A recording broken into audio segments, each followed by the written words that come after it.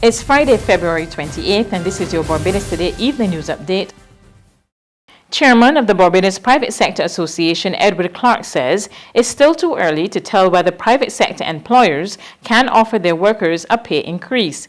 He told Barbados Today that despite the decrease in the corporation tax rate, some companies are yet to reap the benefits. His comments came in light of another call from Minister of Transport, Works and Maintenance, Dr. William Duguid, for private sector employers to grant workers a pay hike. The last 10, 12 years in Barbados has been extremely difficult for businesses, large and small. Many small businesses have suffered. Many have closed. You know, what you'll find in the private sector in the last 10, 12 years, we have tried to keep people employed. We've tried our best to uphold the values and the goals of the social partnership. There are companies in Barbados that have had to put people on 3-day weeks, 4-day weeks, just to keep them employed, to keep things going. So it has been a difficult period. I think now, even in the last 2 years, Marlon, since the new government has come to office, it's not any miracle. Things have not just opened up and profits have started to flow in, or new revenue and new things are flowing in. It hasn't happened that way. And I think we have to be realistic in what we are asking. If there is increased profitability and growth in businesses, I would expect companies to reward their employees accordingly. I think it is only fair. Home Affairs Minister Edmund Hinkson says the number of children at the government industrial schools are on the decline. That's because he's been sending home children from the facilities that cater to deviant youth. Hinkson says it's all part of changes to be made to the country's child justice system, which he says is far too outdated. I took a policy decision last year that I will release some of these students. So 7 were released in September last year, and 2 weeks ago I released another 7 because it is totally abominable to the spirit and mind that a child could be sentenced, as the law quite frankly dictates that the magistrate does, to a minimum of 3 years, between 3 years and 5 years, minimum sentence at government industrial school for, as you've heard, an offence such as wandering. Like I said, is an embarrassment. Attorney General Dale Marshall hints that a new recruitment and retention strategy will be developed for the Royal Barbados Police Force. He made this suggestion today as he addressed the opening of the force's annual conference at the Solidarity House under the theme Community Engagement Framework for 2020 Policing Action. Marshall said while he could not make any promises, critical changes must be made, including possibly lowering the retirement age. It is a personal concern of mine that members of the Royal Barbados Police Force are not treated on a similar footing as members of the Barbados Defence Force. And I think you would know that BDF members get to retire at age 45 in some instances and 55 at others. Now I know that you love your job and you would not want to retire at those kinds of ages, but you know, I think that there is wisdom in that approach. There's an attitude that an old soldier is not of much use to a soldier. Now, I'm not looking at Deputy Commissioner Williams or Boyce or anybody to suggest that they are old policemen. But the fact of the matter is that given the constant pressure that you are under, there's no doubt that your health profile is going to be challenged as you get older. And therefore we have to find ways of improving your conditions where possible by lowering your retirement age, and that also will have the effect of creating faster vacancies at the higher ranks and allowing junior officers to go through speedily.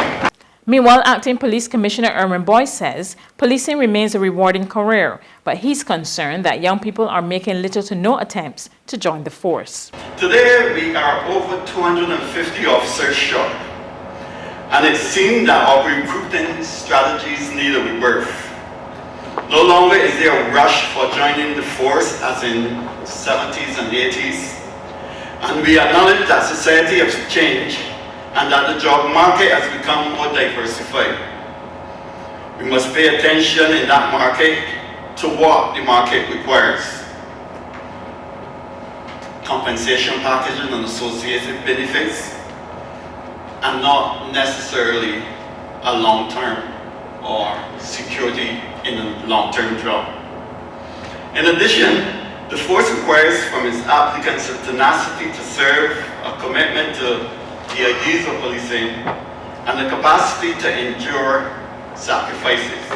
AGROFEST got off to a grand start earlier today as hundreds of school children descended on Queen's Park for the grand annual agricultural exhibition. Some 249 exhibitors are on display, and patrons will not only be treated to a wide array of local foods and drink, but the usual favorites, the cattle and black belly sheep shows. Chief Executive Officer of the Barbados Agricultural Society, James Paul, says they have stepped up action to attract more young people to agriculture. I think the highlight this year certainly will be the fashion show which we have really introduced, and we're hoping to actually increase, what we're doing there to show, what our local designers can do. Certainly too, I think one of the other highlights will be is in terms of the fact that we certainly now will have enhanced the participation of young people in agriculture generally. And that will be shown by the participation of more of younger people in the shows as we go on. As you will see this weekend, clearly, we have made the impact. The three-day show has also attracted participants from the region. I think that they want to really show what their products are in terms of Suriname, what it looks like.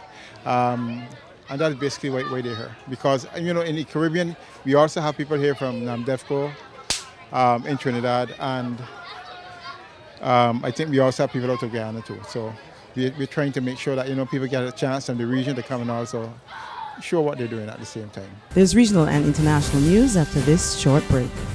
It's Festive Friday at the Bridgetown Night Market at Pelican Craft Center. Kick off the weekend this Friday from 4 p.m. to midnight with loads of food, drinks, and entertainment. Get ready for Crop Over with the Rhythm Roots Street Parade. Party like it's Kadooman Day on the street around Pelican Village with costume revelers, music, and more. It's Festive Friday. It's Festive Friday at the Bridgetown Night Market at Pelican Village Center from 4 p.m. to midnight. Admission free.